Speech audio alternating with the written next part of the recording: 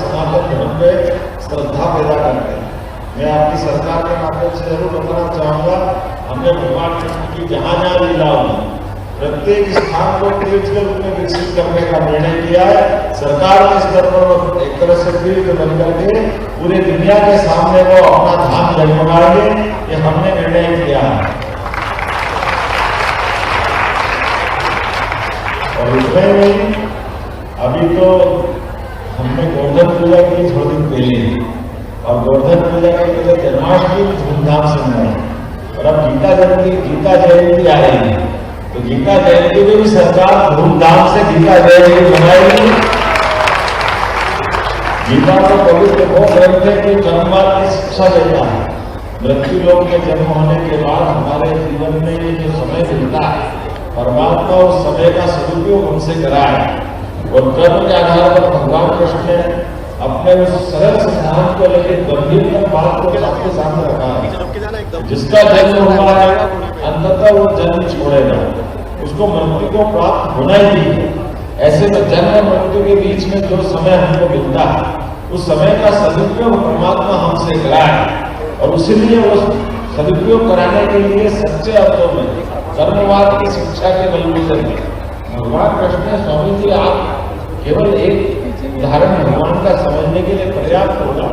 मुझे लगता है कि इस उत्तर में आप शायद बताएंगे बहुत अच्छे से।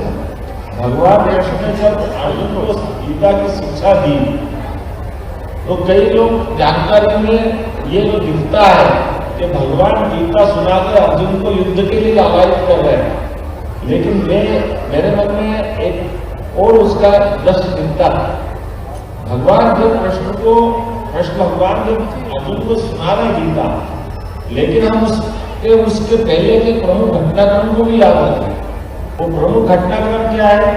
प्रमुख घटनाक्रम ये है कि भगवान ने अपनी सारी सेना कौरवों के पक्ष में दी, और वो अजय सेना जिससे जीवन बड़े से बड़े युद्ध में कभी हारे नहीं, और भगवान के ऊपर क्या बीत रही होगी जब अपनी सेना को सामने खड़े। अर्जुन के सामने जो खड़े हैं वो रिश्तेदार भले थे, लेकिन रिश्तेदार भाई के सामने अगर हथियार उठा ले, चाचा बाबा मामा जो भी थे, वो तो दुश्मन बनकर के हथियार उठाने आए थे। लेकिन ये जो सारी सेना जो कौरवों के पक्ष में खड़ी, वो तो भगवान के आदेश के पालन के आधार पर खड़ी थी। उनको और कोई कारण नहीं था खड़ा होने का। भगवान ने बंटवारा किया, मैं इधर सेना उधर, ये हिसाब सामने था। भारत में यही था ना।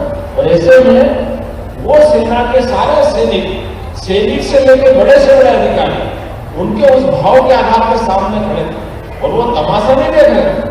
भगवान ने उनसे कहा कि तुम वहां से युद्ध करोगे, मैं इधर रहूंगा। और ये भी जीवन का एक ऐसा कठोर पक्ष है कि उस पूरे युद्ध में भगवान की सेना का एक भी सैनिक नहीं बचा। सारे के सारे समय के साथ अपनी जीवन यात्रा समाप्त कर रहे, लेकिन एक भी नहीं भागा। ये उससे बड़ी बात है, ये भगवान ने कितना बड़ा अनुशासन सिखाया होगा। और ये भगवान के ऊपर जो मैंने आपसे दूसरी बात कह रहा हूं कि जब वो गीता के अपने उस मर्म को बता रहे कि भाई जो जिसका जन्म हुआ वो सब अंततः हमको मृत्यु को प्राप्त होगा, तो भगवान ने अपने उस 18 दिन के युद्ध में अपने नजदीक से नजदीक सेना अधिकारी को मरते हुए देखा होगा। अपन कल्पना करो, तो ये तो बोला होगा भगवान हमने क्या गलती कर दी, हमको क्यों यहाँ मरने के लिए खड़ा कर दिया। लेकिन भगवान की उस भाव को एक ने भी कहीं हमको ध्यान में नहीं आता कि किसी ने कोई प्रश्न करा। जिसका शरीर छूटता चला गया, तो ये असली में भगवान ने अपनी आत्मा को भी गीता सुनाई थी। जो जिस बात को वो दूसरों को कह रहे हैं, उनने अपने अंदर भी तो धारण किया है, अर्जुन का निमित्त बना, लेकिन सच्चे अर्जुन भगवान कृष्ण ने अपने अंदर भी तो इस बात को स्थापित किया।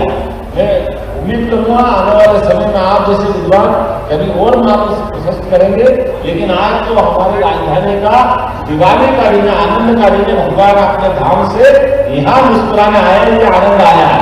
जो हमारे यहाँ आज भगवान का प्राकट्य हुआ, मंदिर का प्राण प्रतिष्ठा का भला करने आते हैं। आज के इस अवसर पर इस्कॉन इंटरनेशनल द्वारा ये जो हमारा देवस्थान का जो मौका दिया है, भोपाल में ये थोड़ी कमी थी, आपने पूरी कर दी। मैं आपको प्रणाम करता हूँ, आपके माध्यम से भगवान से आशीर्वाद चाहता हूँ। ये बड़ा हमारा आज का लेकिन बड़ा निर्णय है। आज थोड़े समय की कमी है हमारा आज का लेकिन बड़ा निर्णय है। आज थोड़े समय की कमी है, अगली बार उसके बीच में बैठेंगे भी सही। और अब तो स्नान जब आता तो पूरे 365 दिन का आनंद आ जाता है।